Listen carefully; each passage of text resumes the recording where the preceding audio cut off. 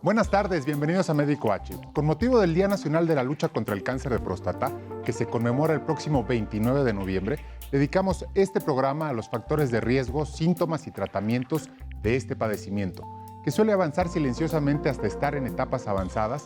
Y para comenzar a desmenuzar el tema, acompáñenme a ver la siguiente información. ¿Sabías que en noviembre se celebra el mes de lucha contra el cáncer de próstata? En México representa el tumor maligno más común en hombres, convirtiéndose en la primera causa de mortalidad por cáncer. De ahí la importancia de conocer los factores de riesgo que ayudan a detonar la enfermedad. Entre ellos destaca que más del 75% de los casos se diagnostican en mayores de 65 años. ¿Qué otros factores de riesgo existen? Te damos los detalles en Médico H. Y para abordar este tema me acompañan el urólogo Guillermo Montoya y la ginecóloga Julie Salomón. Bienvenidos. ¿Qué tal, Ari? Cuéntanos, doctor Montoya, ¿cómo es ahorita la estadística? ¿Qué tan frecuente está siendo el cáncer de próstata para poder pasar después a factores de riesgo, etcétera? Bueno, para empezar, es el cáncer más frecuente en el hombre después del cáncer de piel. Sin embargo, el cáncer de piel en muchas ocasiones es indolente. Por lo oportuno que en ocasiones se puede hacer el diagnóstico. Está a la vista. Está a la vista. Sin embargo, el cáncer de próstata tiene el riesgo que en las primeras etapas es totalmente indolente, no causa ninguna molestia y entonces dependemos de la detección oportuna para poder diagnosticarlo. Claro. Yo quisiera, como mujer, un poquito, a veces desconocemos de la anatomía propia, de la anatomía del varón, y generalmente hay muchos mitos o no sabemos ni siquiera en dónde está la próstata o para qué sirve, y me encantaría que nos pudieras aclarar estas dudas a nosotras. Es una buena pregunta. La próstata es una glándula que se encarga de producir la mayor parte del semen. El líquido seminal se produce en la próstata. Del semen, solo 5% aproximadamente son espermatozoides y el resto de este líquido se produce en la próstata, que es una glándula que tiene el tamaño aproximadamente como de una nuez de Castilla, de estas nueces redondas, y que se encuentra exactamente a la salida de la vejiga, por detrás del pubis. Perfecto. Teníamos un esquema que estaba muy bien ilustrado, pero sí digamos que está bien escondidita, ¿no? Es correcto. Y es por eso precisamente que nos tenemos que valer de un examen rectal para poder acceder a explorarla. No hay otra manera. Claro, ahorita vamos a hablar de esas pruebas diagnósticas y cómo se pueden conjuntar y que nos expliques por qué no hay que tenerle miedo.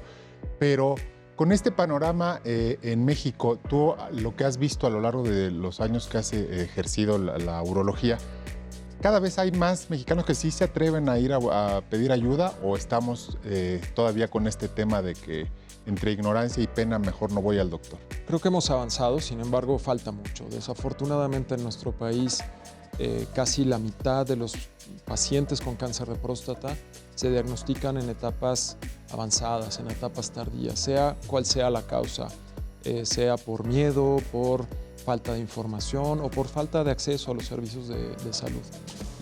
Por eso creo que es buenísimo que se haya hecho un día específico para la prevención, la difusión de la prevención del cáncer de próstata. Porque, por ejemplo, en el caso de ustedes, Julie, todo el tiempo nos bombardean con el cáncer de mama, etcétera. Y ya platicábamos que a pesar de todo este bombardeo, digamos, de todos los medios de comunicación y de los propios médicos, de todas maneras no se detectan tan oportunamente como quisiéramos. Aquí también, si hubiera detección oportuna, es curable.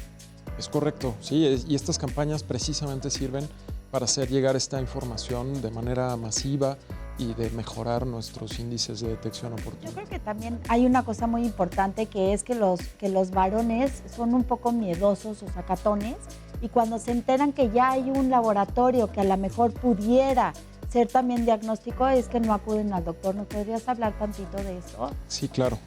Bueno, desafortunadamente sigue siendo la detección oportuna, sigue basándose en la realización de un antígeno prostático específico, que es un análisis que se hace en sangre y de la realización de una exploración prostática. No hay forma, no hay ningún otro estudio, no hay ninguna otra manera de poder diagnosticar esta enfermedad a tiempo. Ahorita vamos a platicar de los tratamientos. Quisiera también que nos dijeras un poquito acerca de los factores de riesgo. ¿Qué hay? ¿Hay una parte hereditaria y qué factores del medio podemos modificar? En cuanto al factor hereditario, de todos los hombres que tienen cáncer de próstata, solo el 9% tienen algún familiar de primer grado con cáncer de próstata, es decir, padre o hermanos. El resto, 91%, no tienen ningún antecedente. Pero si lo hubo en mi familia, ¿debo de hacer más temprano, empezarme a checar más tempranamente? Es correcto, es correcto. Si tienes un familiar de primer grado con cáncer de próstata, tú debes iniciar el chequeo antes, a partir de los 40 o los 45 años, dependiendo del nivel inicial de tu antígeno prostático. Y eso es una parte muy importante, puesto que los cánceres que tienen un factor hereditario suelen presentarse a más temprana edad y suelen ser cánceres más agresivos en general. ¿Y los factores ambientales cuáles serían? Los factores ambientales que se han relacionado directamente con esto son el consumo de grasas saturadas, son la promiscuidad sexual.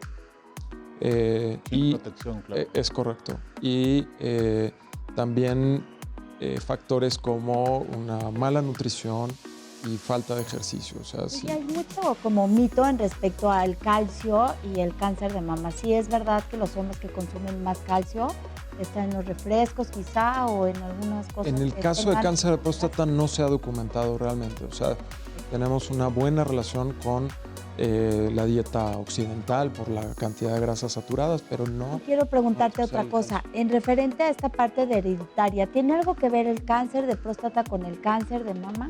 No, tampoco se ha relacionado. Parece ser que son totalmente distintos. Lo que hay en los genes y demás no tiene nada que ver una cosa con la otra. Si mi papá tuvo o yo como hija de un papá con cáncer de próstata no tengo mayor posibilidad de desarrollar cáncer de mama. No, puesto que se codifican en genes distintos. Okay. Bueno, pues ahora es momento de hablar sobre los focos de alerta, los signos que se pudieran presentar al padecer de cáncer de próstata, y para eso te preparamos la siguiente información. ¿Sabías que si bien la mayoría de los cánceres de próstata se desarrollan con lentitud, algunos crecen y se propagan rápidamente? Este tumor maligno empieza en la glándula prostática y generalmente en sus etapas iniciales no presenta signos. Sin embargo, a medida que avanza, ocasiona la aparición de diversos síntomas. ¿Cuáles son estos? Te lo decimos en Médico H. Pues muy bien, aquí tenemos estos primeros síntomas que, pues, lamentablemente, como ya lo platicamos, si presenta síntomas quiere decir que ya está más avanzado el asunto, ¿no? Es correcto. Sin embargo, la mayor parte de los síntomas urinarios no tienen que ver con cáncer de próstata, tienen que ver con el crecimiento de esta glándula, que es mucho más frecuente que el cáncer. Y esto probablemente sea uno de los conceptos más importantes que pueda dejar hoy, el hecho de que el cáncer de próstata en sus inicios no da ningún síntoma en absoluto y dependemos de la detección exprofeso para poderlo diagnosticar. Perfecto. ¿Alguna pregunta? ¿Quieres que la lea? Okay. Dice, he notado sangre al orinar. ¿Quiere decir que tengo cáncer de próstata? No es un síntoma que se relacione directamente con cáncer de próstata. Hay causas más frecuentes de sangrado urinario antes del cáncer. Sin embargo, bueno, cualquier síntoma urinario definitivamente es necesario acudir al médico, de preferencia al urólogo, y determinarlo, sobre todo en el caso de sangrado en la orina. Siempre, aunque se quite espontáneamente, es necesario determinar la causa de manera muy, muy precisa. Y ahí tendrás ahora sí que un abanico de posibilidades diagnósticas, pero que siempre deben ser descartadas y estudiadas por el especialista, ¿no? Es correcto. Mira, ahí va otra pregunta de WhatsApp que dice, en las noches mi papá se levanta frecuentemente al baño. ¿Podría tener cáncer de próstata? Un poco lo mismo, ¿no? Un poco lo mismo. El hecho de orinar en más ocasiones durante la noche no es un síntoma específico de cáncer de próstata. Sin embargo, hay una serie de enfermedades que lo pueden ocasionar y bueno, el cáncer de próstata se puede enlistar dentro de estos padecimientos. ¿Cuánto es normal, cuántas veces es normal levantarse o cuántas horas pueden pasar sin que te tengas que ir al baño? Porque eso también puede variar de paciente a paciente, ¿no? Es correcto. Después de los 40 años, es normal despertarnos hasta 2 ocasiones en la noche a orinar. Más de 2 ocasiones se relaciona con otro tipo de enfermedades y se considera anormal. Más de 2 veces acudir a una revisión. Así es. Presencia de sangre, acudir a una revisión. Así es correcto. Urgencia urinaria. Sí. A ver, los síntomas que más frecuentemente relacionamos con el crecimiento de la próstata, aunque la mayor parte es un crecimiento benigno, es urgencia por ir a orinar. Incluso a veces podemos tener algo de incontinencia o salida involuntaria de orina, el adelgazamiento del chorro de la orina, su interrupción, es decir, orinar por pausas o la necesidad de pujar o hacer esfuerzo para poder orinar, y la sensación de no vaciar completamente la vejiga. El goteo terminal. Es correcto. Esos síntomas son los que más nos orientan al crecimiento de la próstata.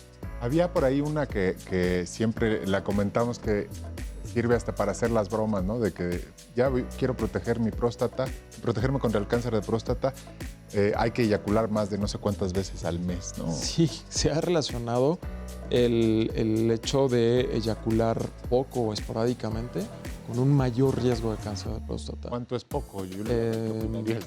Mira, lo que está escrito es alrededor de 3 veces por semana o más, es incluso saludable o protector. ¿Y no te da hipertrofia prostática? Es totalmente enfermedades totalmente distintas. El crecimiento y el cáncer son... Sí, pero digo, el exceso de uso no te protege. No te protege para el crecimiento. Algo que siempre me preguntan también es, muchos hombres tienen miedo a hacerse la vasectomía porque de alguna forma relacionan que hacerse la vasectomía da cáncer. Por favor, explíqueles. Hubo hace muchos años algún artículo científico que relacionaba el hecho de tener vasectomía con un incremento en el cáncer de próstata. Sin embargo, al paso del tiempo se han hecho revisiones y se han hecho más investigaciones y esta relación es nula. O sea, la vasectomía no predispone cáncer de próstata. A ningún cáncer, ¿no? De ningún tipo. Bueno, ¿por qué? Pues sí, porque con todas esas dudas de por sí los hombres estaban muchas renuentes a hacerse una vasectomía y si todavía te dicen que puedes tener cáncer. Pero yo creo que lo usaban de pretexto, ¿no? Es probable que sí. Bueno, oye, ¿qué más nos puedes platicar en cuanto a la sintomatología? ¿Algún otro dato que les pueda causar como alarma que debas de ir al doctor? Ya hablamos de sangrado, de todo esto. Sí, probablemente la infección urinaria. En un hombre nunca es normal tener una infección urinaria y en ocasiones hay gente que lo considera así por comparación con las mujeres, pero en los hombres siempre que hay una infección urinaria hay que investigar qué es lo que la está generando, provocando y frecuentemente la causa más importante es la obstrucción que genera el crecimiento de la próstata. Y a partir entonces, ¿de qué edad está recomendado empezar el tamizaje, las pruebas, la visita al urólogo para decir como prevención? En este caso para el cáncer, ya hablábamos la otra vez de la hipertrofia prostática o va de la mano en la edad. Va mucho de la mano, pero actualmente si tienes un familiar con cáncer de próstata, un familiar de primer grado, lo recomendable es hacer la primera revisión entre los 40 y los 45 años de edad. Si no tienes ningún antecedente, a partir de los 45 años de edad está bien y ya nos toca como especialistas determinar el riesgo de cada persona y determinar la frecuencia con la que se tenga que hacer el chequeo. En muchos hombres lo podemos realizar cada 2 años, en algunos cada año e incluso hay pacientes que cada 6 meses tenemos que estar pendientes de su revisión.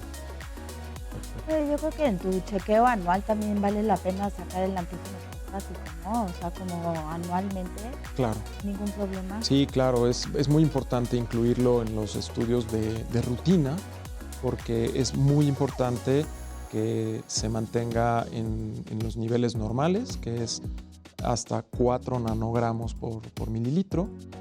Y también es muy importante que de una determinación a la otra no haya un incremento significativo. Perfecto. A pesar de que se conserve en los niveles aún normales, el solo incremento ya es para nosotros una alarma que nos hace en ocasiones detectar. Ahorita vamos a hablar en el siguiente bloque del antígeno prostático y la dejo en el aire de qué otras cosas te pueden elevar el antígeno prostático, que no necesariamente sea cáncer. Ahorita lo platicamos. Claro si que quieres. sí. Pero hablando de las pruebas genéticas que decía Yuli, ¿hay alguna prueba diagnóstica genética, como hay la de la mutación del BRCA, del cáncer de mama para próstata, o no existe? Sí las hay. Se pueden hacer en sangre e incluso en orina.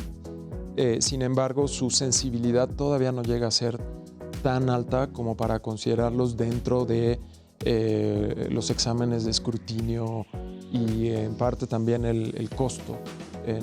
No los hacen accesibles para este fin. Perfecto, pues mira, finalmente es tiempo de hablar sobre el diagnóstico oportuno y los tratamientos que existen para combatir el cáncer de próstata. Vamos a ver la siguiente información. ¿Sabías que en México la mayoría de hombres con cáncer de próstata son diagnosticados en etapas avanzadas? Esto no es de extrañarse si consideramos que por pena, machismo o ignorancia, solo 4 de cada 100 mexicanos se hacen el examen de tacto rectal. Sin embargo, una revisión temprana, así como la realización de estudios de antígeno prostático, permiten que más del 90% de los casos se detecten en estados iniciales, lo que brinda mayores posibilidades de tener un tratamiento exitoso. ¿A partir de qué edad es recomendable realizarse estas pruebas de diagnóstico y qué tipos de tratamientos existen para combatir el cáncer de próstata? En Médico H te damos los detalles. Pues ahora sí, finalmente, Yuli, llegamos al momento de las pruebas Para diagnósticas. mí es un enigma, porque realmente en mi consultorio es algo como muy normal que nosotras estemos como muy acostumbradas a hacer nuestra revisión en los genitales. Digo, a pesar de que todavía hay muchas mujeres que estamos como rompiendo este tabú de la exploración, pues llegan a preguntarme muchas cosas y para mí es como genuinamente curioso saber qué es lo que pasa con los varones.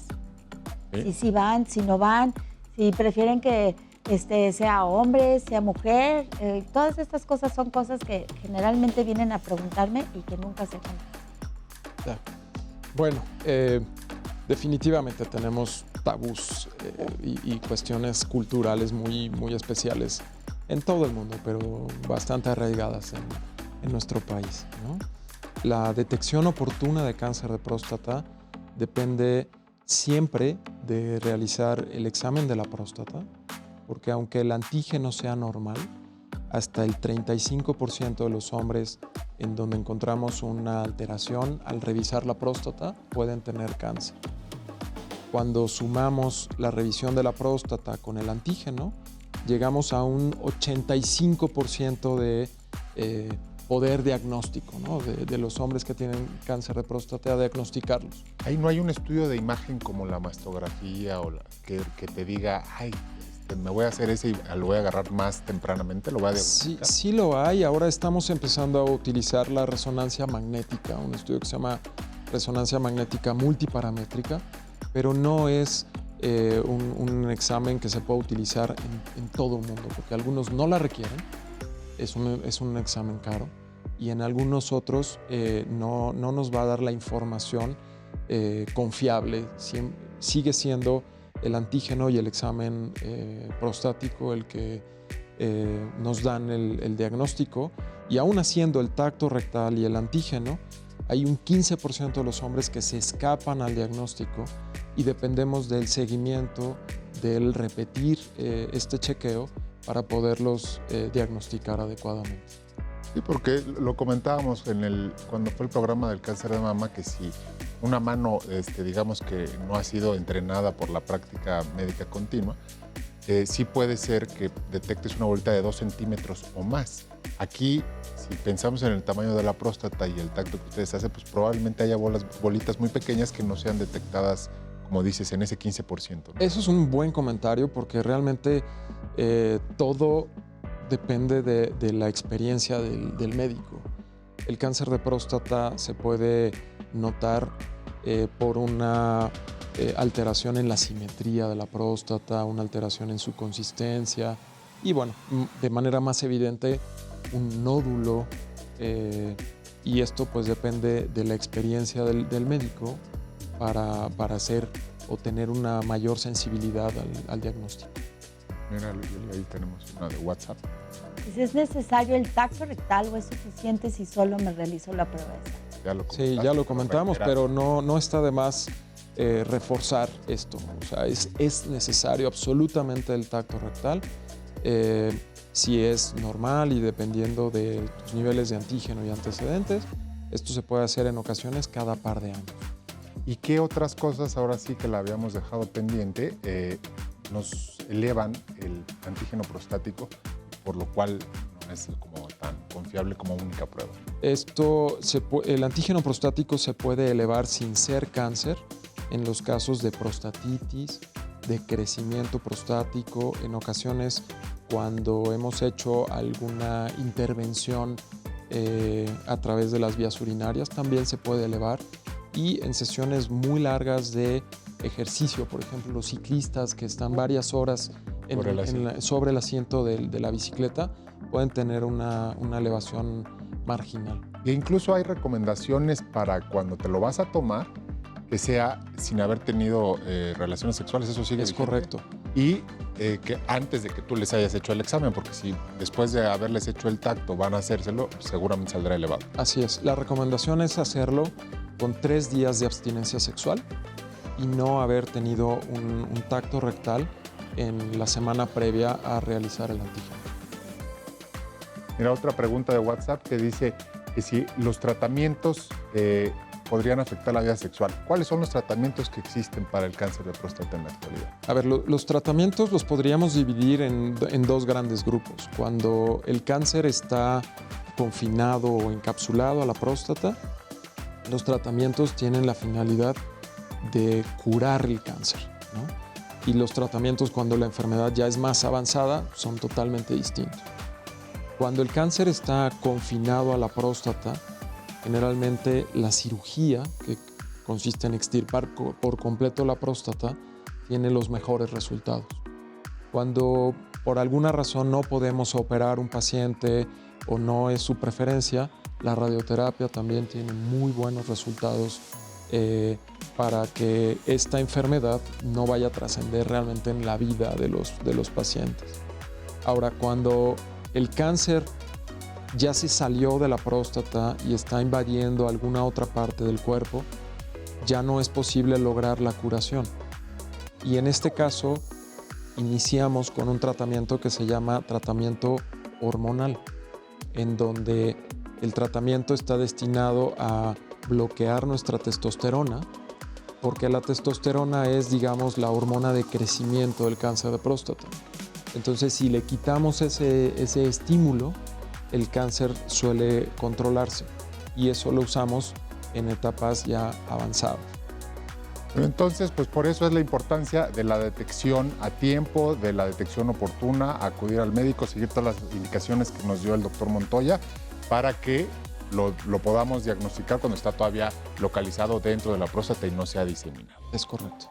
Pues lamentablemente se nos acaba el tiempo, aquí los estamos viendo.